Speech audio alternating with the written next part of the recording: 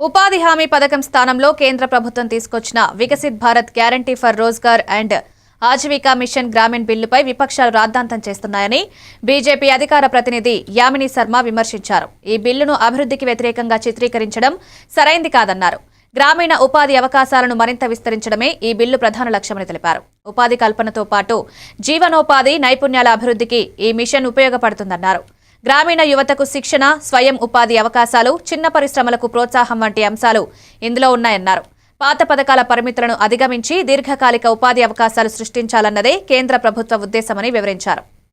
ఈ చట్టం ద్వారా గ్రామాలకి మరిన్ని నిధులు వస్తాయి, మరింత ఉపాధి లభిస్తుంది. ఈ విషయానికి వస్తే ఇప్పుడు జగన్మోహన్ రెడ్డి గారిదే చాలా బెస్ట్ ఎగ్జాంపుల్ ఈ రోజు జరుగుతున్నటువంటిదే.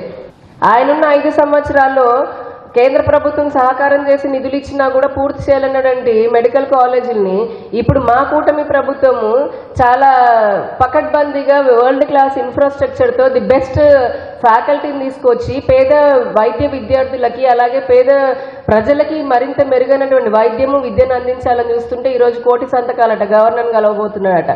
తల్లి కాంగ్రెస్ పిల్ల కాంగ్రెస్ పనులన్నీ ఇలానే ఉంటాయి.